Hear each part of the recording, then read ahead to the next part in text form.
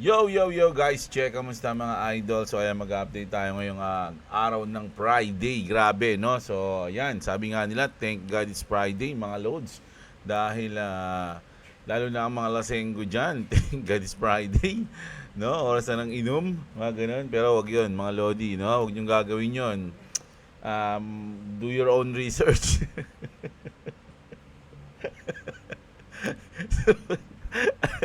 Naalala ko mga idol, ito kwento ko lahat.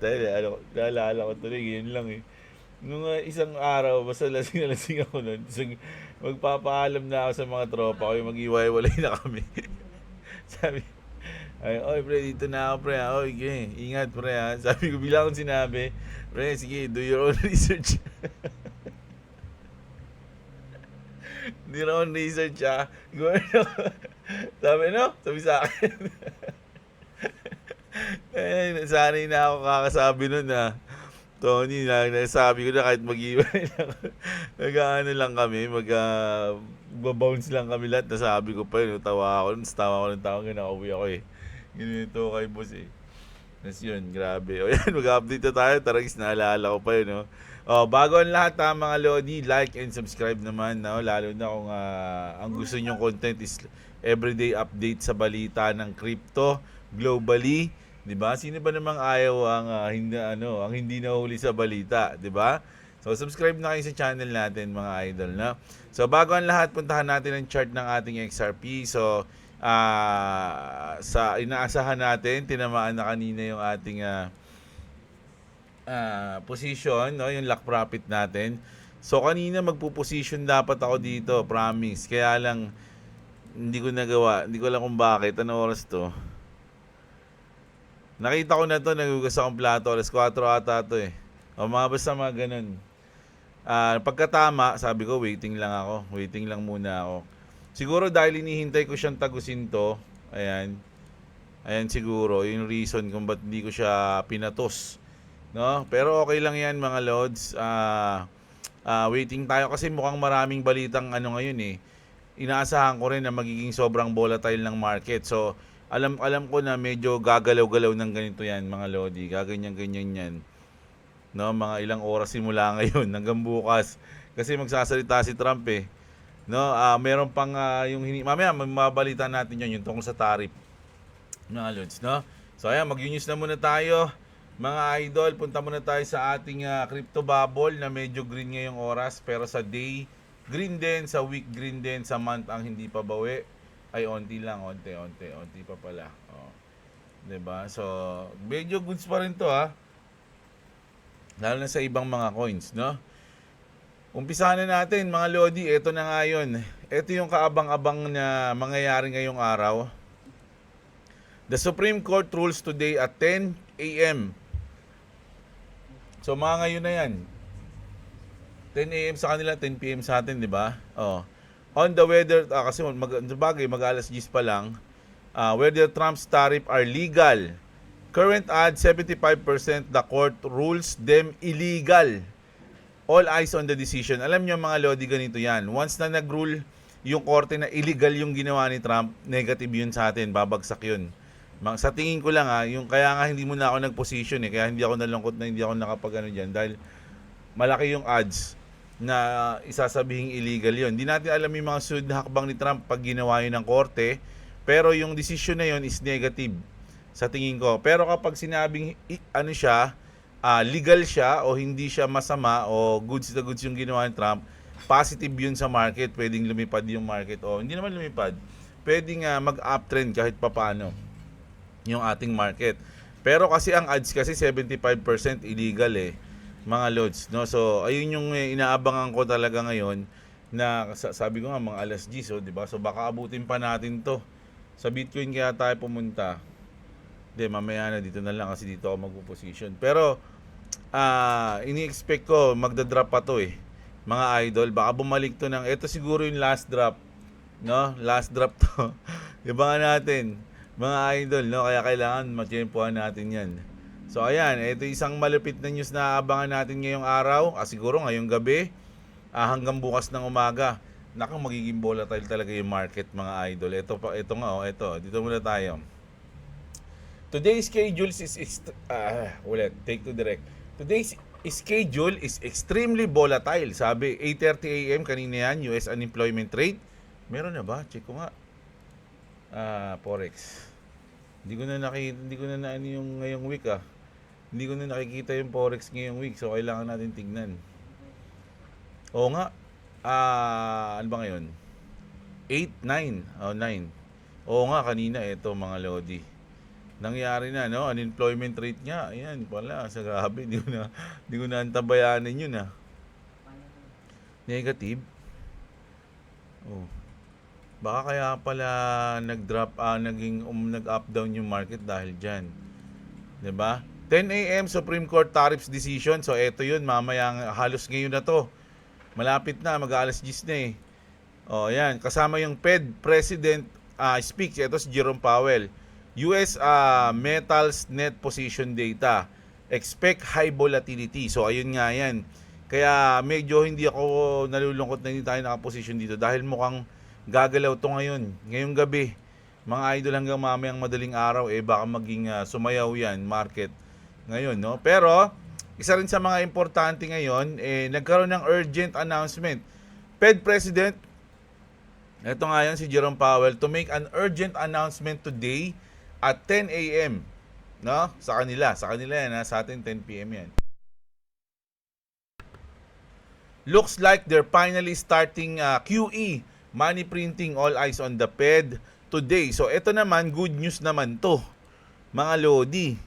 No, once na i-announce to. Yan, no, sabi nga dito, I'm ready for the pump, I am ready for the pump. Lahat kasi alam na good news to pag nangyari to, yung money printing na to. Kaya lang, ito yung kalaban niya na bad news. No, kunyari, good news nga, in-announce ng Fed yun, kaya lang biglang in-announce ng court na illegal yung tariff ni Trump. Ibabalance mo ngayon yung balita niya kung saan kung ano mangyayari ngayon. 'Di ba?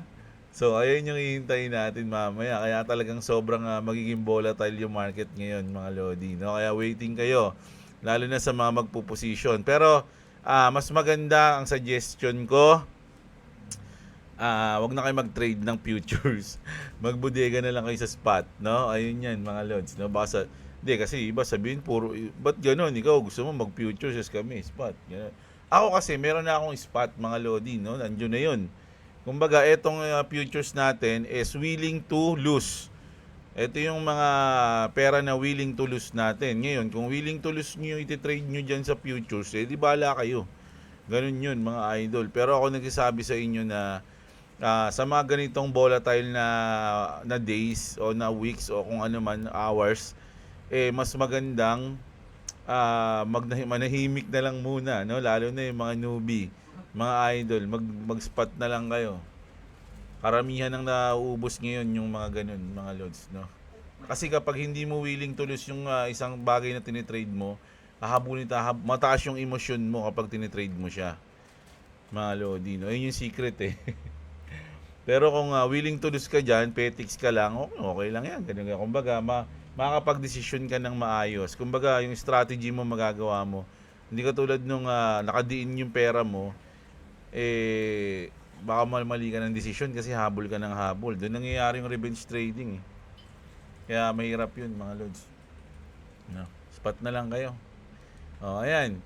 Pero may mga good news pa tayong isa. Ito, Vice President of the United States, J.D. Vance, said 100 million Americans will soon own Bitcoin and that crypto is now part of the mainstream economy. Giga bullish, no?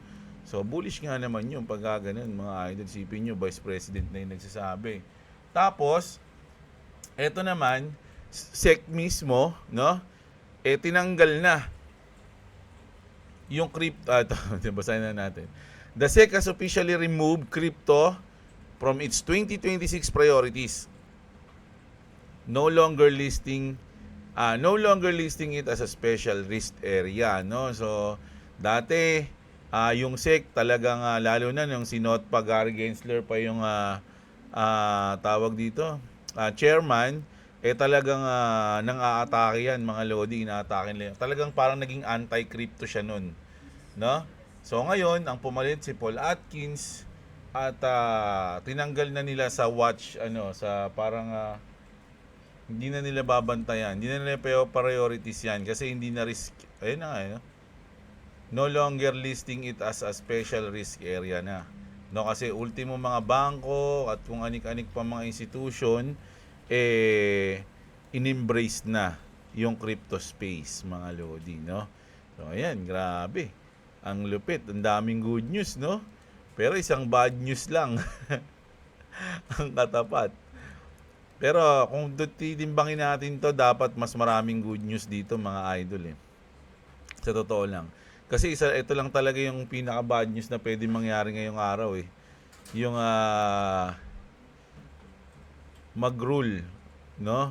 Na illegal yung tariff na ginawa ni Trump. Pero overall, lahat ng news medyo good news. So ito pa, Japan is now mining Bitcoin with state-backed funds. 'di ba? Ang ganda ng ngiti ni Madam. Happy siya. Ibig sabihin, goods na goods talaga, no? Lalo na yung Bitcoin. Hindi lang Japan. Supreme Court of South Korea ruled Bitcoin held on centralized exchanges qualifies as seizable property under criminal law. Kumbaga, katulad ng ginawa ng US, mga lodi, kasi nung una, ang plano nila, di ba sinabi ni Trump, hindi na kami bibili ng Bitcoin. Iipon na lang namin yung Bitcoin, yung mga masisis namin, no? Sa mga kriminal, sa mga scammer, sa FTX. Sa Venezuela, yung mga makukuha lang nila, 'di ba? Kumbaga mauhuli nila, ayun na lang yung gagawin nilang Bitcoin crypto reserve, pero hindi sila bibili. So ganun din nagkaroon ng rules, no, sa Supreme Court ng South Korea na pwedeng gawin sa kanila 'yon. Centralized exchange qualifies as seizable property under criminal law. No, ayan. Eto mga idol, no, alam niyo ba yung Truebit? Truebit protocol was hacked, leading the collapse of True token. The hack caused losses of up to $26.5 million with the price of True dropping from $0.1 to grabe dollars. Ang dami zero na. $0.00018. This led to sharp liquidity shortage on decentralized platforms, significantly impacting investors. The incident underscores the importance of smart contract security in the world of decentralized finance. So ito yan, mga lods, so kita nyo. Grabe, no? Grabe. 0.077. 'Di ba? From 9 pesos, mga idol. Charagis yan. Ano to? 99% na, hindi 96%. 96%, 96.5% ang binaba, mga idol. Grabe, no? Na-hack sila, mga lods. No, nako, grabe. Alam nyo ngayon, kaya nga sabi nila, know what you hold, eh. Kasi bukod sa titignan mo kung ano yung utility, yung partnership ng mga coins na bibilin mo, titignan mo rin yung tibay nila, mga loads, no? Halimbawa, kahit gaano kaganda nung project, gaano kaganda gaano kalupit yung mga partner, gaano kaganda yung roadmap, pero ganito naman, ang daling i-hack, 'di ba? So, buti ko nandun si Tom tsaka si Jim, kaya lang si Hack lang. Hindi nakakatawa. Yan niyo ba si Hack? Ayan. So, mag-ingat kayo, mga idol, ha. Masipin niyo yung binaba niya, no? Tingnan ko nga. Wala kasi nito sa BitKit, eh. Pero grabe. Imagine, 9 pesos. Max ko natin. Grabe. Ano yung nito, all-time high niya? 63 pesos, mga lodi. 'Di ba? From 63 pesos. Dito. Grabe, tingnan niyo. From 12 pesos na lang. Hindi, na tayo, 2026 na. 7 days. Yan. 2026, mga lods, no? Nasa 10, tumabot pa siya ng mga 10 pesos dito nung January 6. Kailan lang yun? Last day lang yun. 10 pesos. Tapos biglang naging ganito. Grabe. Ang bilis lang, oh. Ganun kadali, mga lodi. Maubos ang pera ng tao, mga idol. Imagine. Ang bilis, oh. Dito, ano pa, oh. 2 0 pa, 0.204. Tapos biglang pagdating dito, boom. 0.704 na agad. Grabe to. So mag-ingat kayo mga lods, no? Nako, kawawa naman. Sana walang may true bit sa inyo, mga lods, no? Sana wala. And then dito tayo mga lods, no? Sa XRP. Kahapon nag-tweet si David Schwartz. Sumagot siya. Sabi niya, I almost never talk in riddle. Sabi niya ganun. 99.80, 75% of the time, I mean exactly what I say. Sabi niya, no? Parang reply niya lang yan dito. So parang, syempre, alam niyo naman yung mga online inspector natin, detective, bibigyan ng kahulugan agad, no, yung lahat ng tweet ni David Schwartz. Kasi kahapon sinabi na natin yun, eh. 'Di ba? May nagsabi na si David Schwartz hindi yan basta-basta lang mag-tweet ng ganito, ng ganyan, no, na walang ibig sabihin. Lahat daw meron. So ito, binigyan niya ng ibig sabihin, no, na yung $2 daw is magiging $20. Di ko alam kung ano yung mathematical ano niya diyan. Kung paano niya ginawa yan. Pero ayan daw yun, mga lodi. Eto isa pa to sa mga matitinding news. Salamat nga pala sa nag-comment nito, mga idol, ha. Nabasa ko to kaya nakita ko tong news na to sa comment sa section, eh. Sabi dito, major. Why? Nearly 90% of crypto firms fail UK FCA registration. Halos 90% mga lodi na nag-a-apply dyan, hindi nakakapasok, mga idol. No? Meanwhile, Ripple just obtained FCA registration. No? Kung 99% di nakakapag-register, pero yung Ripple nagawa nila agad. This allows Ripple to legally operate in the UK, work directly with banks and institutions, and position itself as a compliant long-term payments provider, which is big to, mga lodi. Sa akin, big news to pagdating sa Ripple at sa XRP, ha. Diba? The Financial Conduct Authority says only for crypto asset businesses successfully registered. Imagine, 4 lang ang nakapag-register, mga lodi. Halos 90% etablado. Pero yung Ripple, pasok sila. Diba?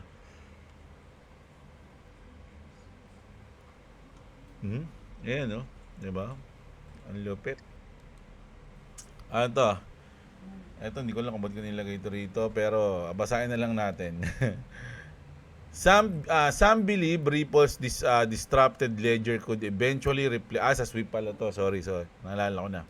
Some believe Ripple's distributed ledger could eventually replace the SWIFT network for interbank payments, mga lodi, no? Morgan Stanley has stated that adopting a Ripple-like payment system could shorten settlement periods, speed up transaction, and reduce the risk of fraud. No, parang ganun katindi magiging upgrade, mga lods, pagdating sa Ripple, no, pag ginamit yung Ripple. Morgan Stanley considered Ripple to be a leading international payment alternative to SWIFT. Mga lods, no? Trillion yung SWIFT kasi, mga lodi. Sabi nga nila, ma-adapt lang yung kahit mga 10% o 5%, talagang ang laki na ng epekto sa price ng XRP. Lalo pa kung sila yung papalit. Pero medyo malayo pa sa katotohanan yun, mga lods, eh. Pero syempre, yung mga ganitong comment na mismo nang gagaling na sa Morgan Stanley, ang ganda nun, di ba? Sabi nga dito, Morgan Stanley knows. So ayan, si Smoke, pag nagpo-post to, talagang documented. Some believe Ripple distributed ledger could eventually replace SWIFT network for interbank. Morgan Stanley has stated. Yun pala yun. Inulit ko lang. Sorry. Ayan. Ayan yung news natin. Check natin yung ano. Punta muna tayo dito.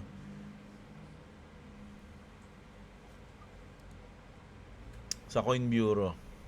Baka may bagong news. Ethereum faces 1 billion liquidation wall on both sides. A 10% move in either direction could trigger over 1 billion in forced Ethereum liquidation. 1.664 billion in short at risk on rally and 1.05 billion in longs vulnerable on a sell-off. Ito mga Lodi, umangat lang o bumaba. Umangat o bumaba yung, yung Ethereum, mga Lodi, halos 1 billion yung maliliquidate. Mga Lodi, no? So, grabe. Ano ang pipiliin ni market maker dyan, no? Siyempre, titignan niya na kung saan yung sentiment ng, ay, dito mukhang good news. Pataas na lang tayo. Sunugin natin yung mga nasa baba. O, ito, naulit lang, 29 minutes. So, ito yung sa UK. O, ayan. So, BlackRock transferred roughly 2,400 BTC o 217 million and 24,760 Ethereum or 76.6 million to Coinbase Prime. O, anong gagawin nila doon? Ibibenta nila? Di ba? Kasi pag hindi natin alam, kasi usually kapag dinalagay sa exchange is ibibenta yun. Di ba? O, may mga longs na nag-o-open ng may mga whales na nag-o-open ng longs. Whales open 310 million in longs. Lock on-chain plugs the same whale who previously sold 255 BTC to short, now flipping bullish. His 310 long bets are 1,210 BTC or 100 million plus, 32,000 plus Ethereum or 100 million din. Solana naman, grabe, 69 million. And XRP, 29 million. So, naglong siya, mga idol. O, lahat yan nakalong, BTC, Ethereum, Solana, tsaka XRP. Grabe, anong alam mo na hindi namin alam, di ba? Mga idol. So, ayan, grabe to. Mukhang nakaka-excite niya. Tingnan na natin, ano nangyari? Alas 10 pasado na. Naku, ayan na. Under 90 na. Ay, akala ko mag-under 90,000 yung BTC. Pag nag-under 90,000 to, doon na tayo mag-aabang. Mga idol, no? So, abang-abang lang tayo dyan, mga lods, no? Meron pa naman tayong pang trade, meron pa tayong 104. Kanina 76 lang to 74. Nanalo na tayo dito So, naging 100 plus ulit. So, ngayon, tiyempo ulit tayo dyan. Malay nyo, makachamba ulit tayo katulad ng nakaraan, noong January 1. Di paldo ulit. Makabodega ulit tayo. So, basa-basa muna tayo ng comment nyo, mga idol, no? Ayan na. So, ito yung si King Shang nagsabi noong kaya na news natin. Shoutout sa iyo, Madam Idol, kung Sir Idol. Master Sinbad. Ayan, si Sinbad, e-cash po yung kay Coin ni Boss Robo Idol. Pa-shoutout from Tacloban City. Ayan. Si Idol. E-cash pala yun. Hindi siya yung SEC na ano natin, Play to earn ano to? Play to earn XRP. Akala ko ba? Sino ba nagsabi play to earn yung XRP? Malala to, mga idol.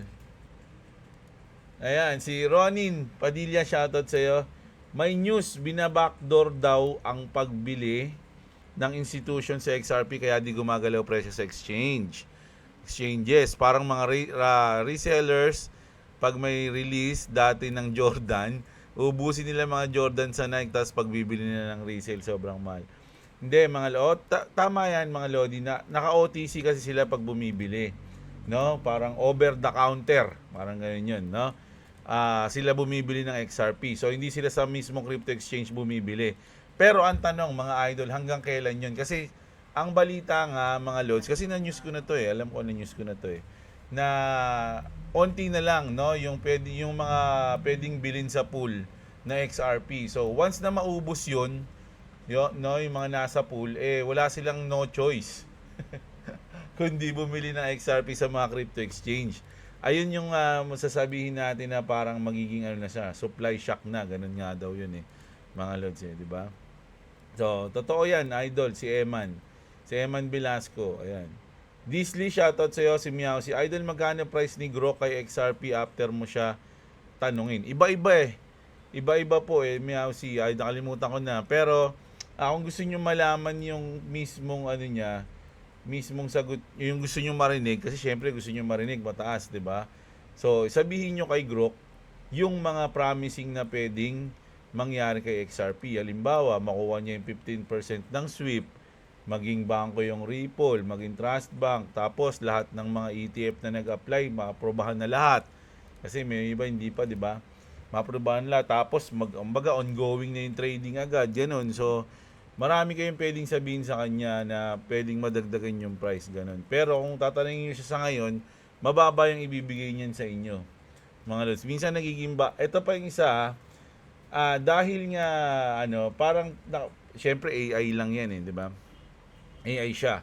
So, pwede siyang i-program. Ngayon, ito labas na to sa crypto Labas na siya. So, for me, no, sa tingin nyo, pwede kayang gamitin kasi marami na nagtatanong kay Grok eh. Kung pag may balita na ganito, legit ba to, ganyan? Totoo ba yung ganito, ganyan? Paano kung magamit siya sa propaganda? Halimbawa, hindi naman sa sinasabi natin, mamaya, halimbawa, kunyari si Elon, meron siyang gustong palabasin na propaganda na something, na dapat ganito yung maisip ng mga tao. Siguro mapoprogram niya kaya si Grok na pag may nagtanong ng ganito, ito yung isagot mo. 'Di ba ganun? Naisip ko 'yun nung ano eh. Tinanong ko si XRP tsaka si Bitcoin. Si Bitcoin pinagkumpara ko siya. Parang pag pinagkukumpara mo siya, pag XRP army ka, sa promise, may inis ka kay Grok kasi talagang parang bias siya sa Bitcoin. Ako bias ako sa XRP, 'di ba? So, kailangan mo pang ipaliwanag sa kanya yung ganito. Pero pagdating kay Bitcoin, hindi mo na kailangan ipaliwanag. Talagang pag nagtanong, ang taas agad ng binibigay niya kay Bitcoin. So, which is, nahihiwagaan ako dun, mga lods, no? Kaya naisip ko, baka hindi umano lang to hindi to totoo. Baka naisip ko na talagang pagdating kay Bitcoin dapat medyo hype, no? Yung dapat isagot naka-program siya na dapat hype yung isagot niya pagdating kay Bitcoin. Tapos pagdating kay XRP is siya, chill.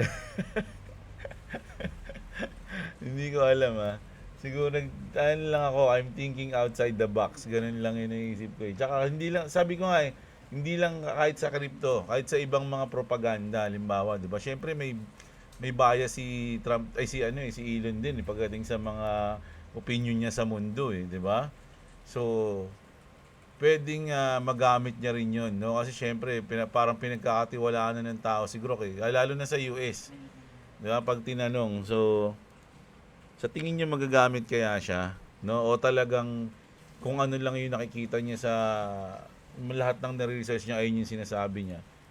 Kumbaga hindi siya napoprogram na maging bias sa ibang bagay. Ayun, nakikits niyo ba mga idol? Medyo hirap ipaliwanag Parang ganun, no? So, tanungin niyo yung mga yung mga pro Bitcoin and ayaw sa XRP. Nako, matutuwa kayo kay Grok. Ayan. Pete Pelizardo, shoutout sa'yo. Si Ian Carlo Bartolome. Ayan. Idol, spot trading ako pag nag-profit yung coins ko.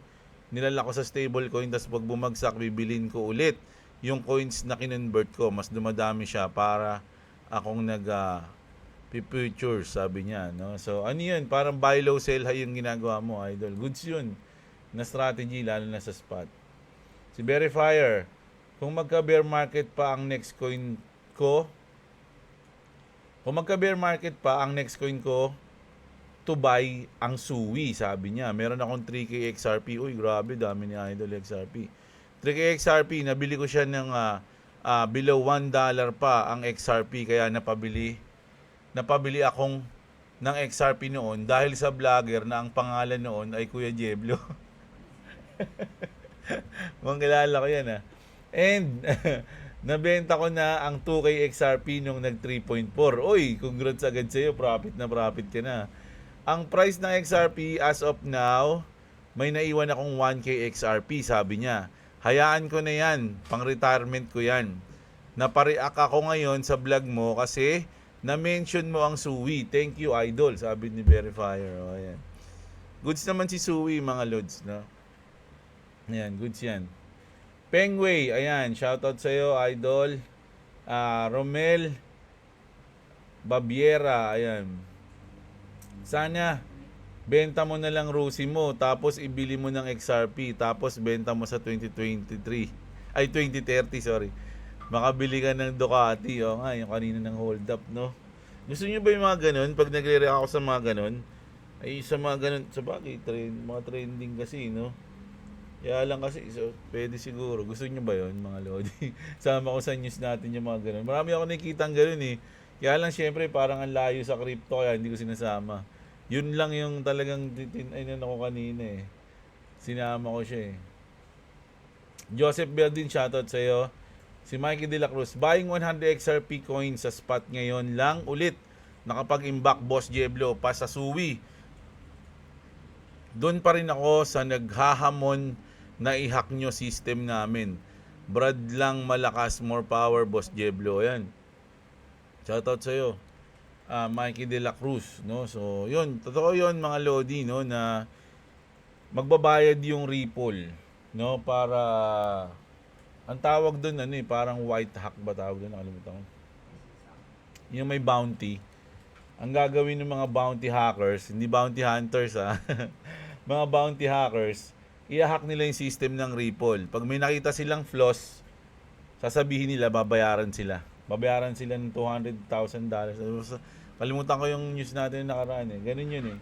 Kumbaga, sige, hanapan nyo ng butas. Pag nakahanapan nyo, babayaran namin kayo. Ganun. Ganun yung pinagawa ng Ripple. Sa mga bounty hackers. Wala pa naman nababalita. O ng mga Lodi. Yung mga hacker, wala silang mahanap.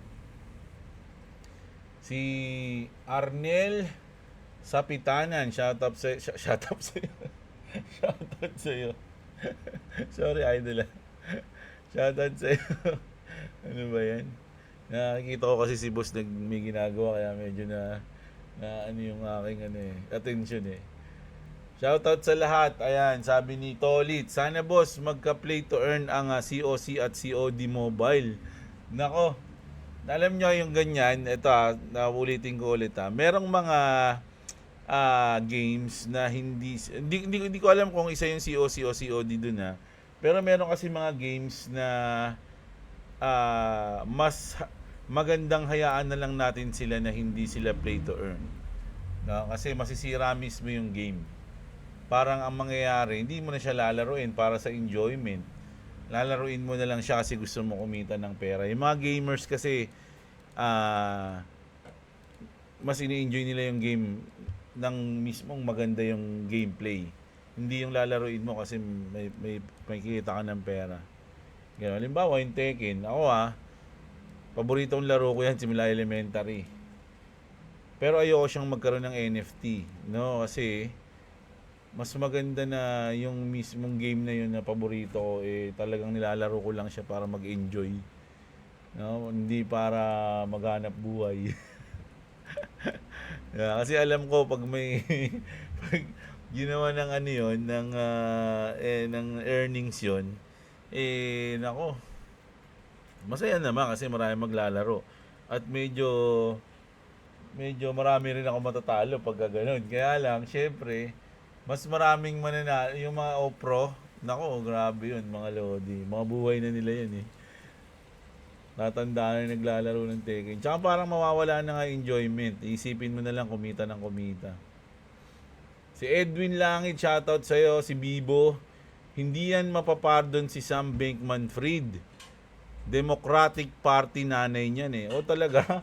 Ngayon ko lang nalaman yun idol O yan, sabi ni Bibo Malamang nga pagka ganun. Lods, ano course mo? XRM nga ako eh. HRM ako idol kaya lang wala hindi nagtagumpay. Naging chef lang ako dito sa bahay namin. Tsaka sa mga tropa kong lasenggo. Ako yung chef doon. Minsan, pero may mas magaling pa magluto sa akin eh. Shoutout ko si Bantot. GT namin. Mas magaling pa magluto yun sa akin kahit di siya HRM. Ako Lods, may suwi na, sabi ni Wu Dragon. Ayan, Bibo, tipin mo na yan. Joke lang, technique niya yan. Huwag kayong sabi niya. Oo nga eh. Wala na, tinamaan na eh. Nag-ano na siya, automatic TP. Si King Shang Sheng, shoutout sa'yo. Si Santos Jandel. Buti nakinig ka sa akin. Uy, sino to? Ay, si MG Gaming pala to. Na mag-long hold yan until bukas. O, wala na, tinamaan na. Ba't nakinig ba ako? Sa'yo ba ako nakinig? Kala ko sa sarili ako nakinig ha. Sarili ko nakinig ako ha. Ano ba yan? Naguluhan din sa ano ko, wordings ko ha. O yan o, ganyan ka na naman. Lagi ka na naman panalo. Lagi ka na naman panalo sa kwento mo, sa comment mo. Tapos bigla kang magsasabi na mahirap lang kami, ganito ganyan. Ang kulit mo rin eh, no? Basura man. Wala na talaga impact ang mga good news sa market. Parang ang inaantay na lang talaga yung Clarity Act para gumalaw talaga ang market. Tama ka dyan, basura man. Isa yan sa mga bingo ngayon, mga lodi, no? Malapit na, sabi, next week daw, 15. No, 15. So, asahan na natin na ngayong January. Ito yung, for me, dito magkakaroon ng linaw, no? Pwedeng mag-pump pagdating ng kalahati ng January. At pwedeng yung last day o yung mga last days ng January, pwede rin tayo mag-pump dun, mga lodi, no? Goods na goods yung January. Marami nagsasabi. Si Basura man, si Bitcoin Honey, si Clavis. Sa opinion ko, deserve yan kasi kahit ano pang rason, crime is a crime. Tama yun. Ba't ka hold up, no? Diba? Yung motor niya dapat ibinenta na lang kung kailangan ng pera. Tiriki naman eh. Tumirik eh. Napalo tuloy siya sa ulo. So wala na SLP sa Origin. Ang tanong ngayon yan, may gaganahan pa ba maglaro sa Origin? Kasi yung pag-upgrade ng Mystic Runes, need mo gumastos ng SLP. O nga eh, di ba? Ayan pala, yung mga runes. Ano ba isa? Yung sa ulo, nakalimutan ko na eh. Isa yun sa mga reason kung ba't hindi naging maganda yung Origin eh. Kasi kapag may pambili ka ng mga ganun, malakas ka. Diba? Hindi ka tulad sa Classic, talagang kung ano yung skill mo, wala ka, kumbaga hindi ka na mabuboost. Diba? Kanya-kanyang diskarte lang dun. So, kaya for me, mas maganda yung Classic eh. Amazon AI, yan din ba yung Amazon AI na nag-dub sa movie ng No Game No Life Zero? Uy, may No Game No Life Zero ba? Kasi alam ko na No Game No Life na panood ko yun. Idol. Kaya lang bitin yun kasi di ba hindi na tinuloy. Makakalaban na nila yung mga... Movie ba to? Ay, oo, meron movie. Hindi ko to napanood Napanood ko lang yung series. Di ba? Pero yung walang zero. Ayun yung tatapos ko yun. Dalawa sila magkapatid, di ba? Eto, ayan So, meron palang movie. Ayan, da-download ko nga yan. Da-download ko nga yan.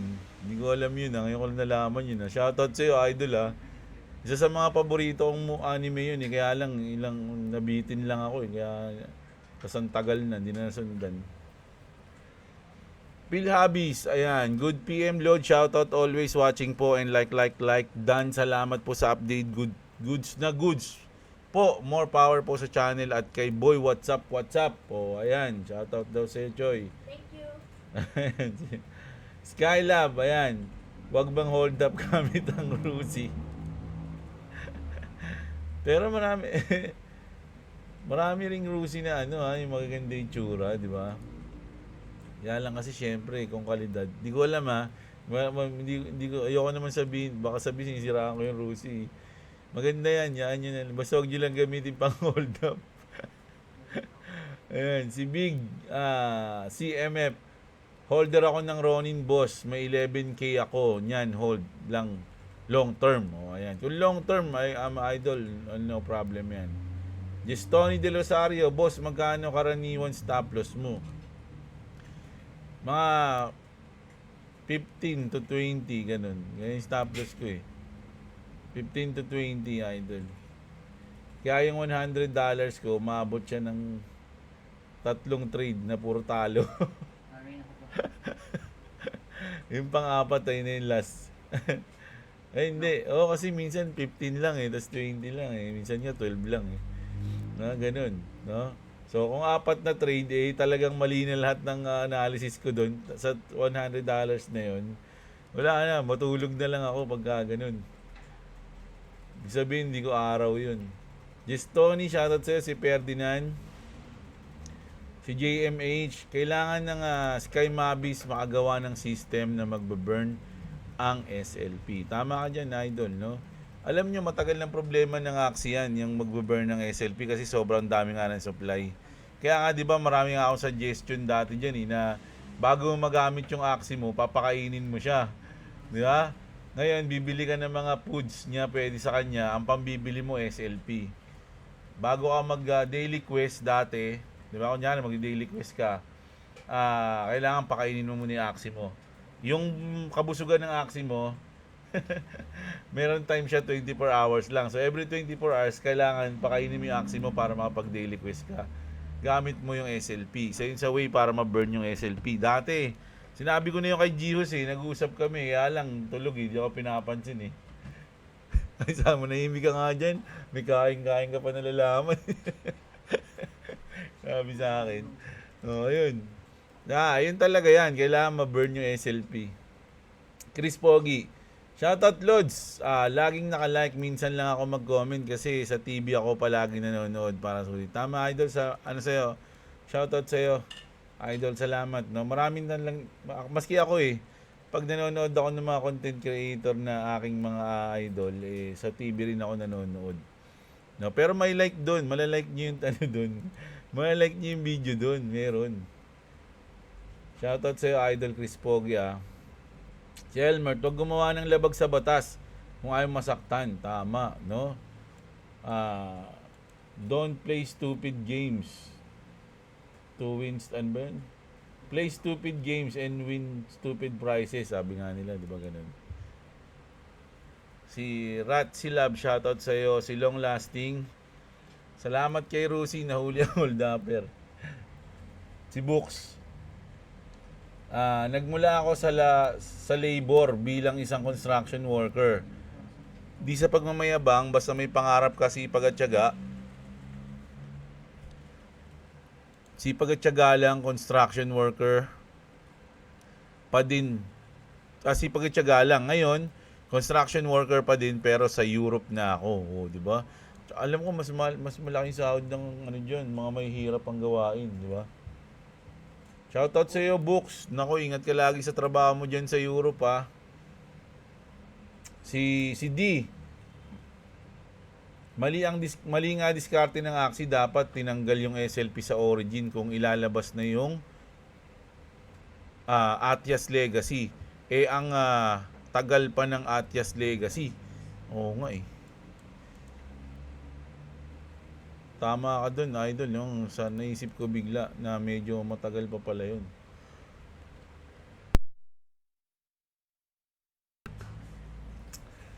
Sa Immutable X at Gala Labs, madaming goods na laruin na P2E, no, yung play to earn. Tama ka dyan, idol. Minsan binibisit ko pa rin yung Gala kasi alam ko meron pa akong NFT dun Kaya lang, di ko naman kasi nilalaro yun. Titignan ko yung nila, yung price. Wala na, sobrang bagsak na. Sayang. Kaya minsan sinisilip ko lang. Ayun yung mga medyo nakakapagsisi. Si Virgin Makasaya, shoutout sa iyo, idol. Si Nochi. Si Elmer Tule, si Books. At ayun, si Books pala ang champion ngayon, mga lods, no? Siya yung unang nag-comment sa ating video kanina. So, ayan Shoutout sa inyong lahat, mga idol. Sana nagustuhan nyo yung video natin kahit medyo nakaka-boring. Na-boring ba kayo? Sensya na kayo, naantok na kasi ako no, medyo pagod ako kanina, mga lodi. At, pero syempre, sabi ko nga, ang aking New Year's resolution kailangan makapag-upload tayo ng 2 videos a day. Kahit anong mangyari, pagod man o hindi, kailangan makapagbalita tayo sa ating mga idol, no? So, ayan. Like lang, mga lodi. Masayang-masaya na ako. No? At sa mga hindi pa nakasubscribe, subscribe kayo sa channel natin. So, ayun. Kita-kits tayo bukas ng umaga, mga idol. Love na love ko kayo lahat. Magandang araw sa inyo, mga kapatid. At What's up, what's up? We are back. If you don't subscribe to me, I will turn into that guy. With red eyes? Yes. It's finally back. Sore eyes? No. Oh, sorry. Okay, bye. Bye-bye.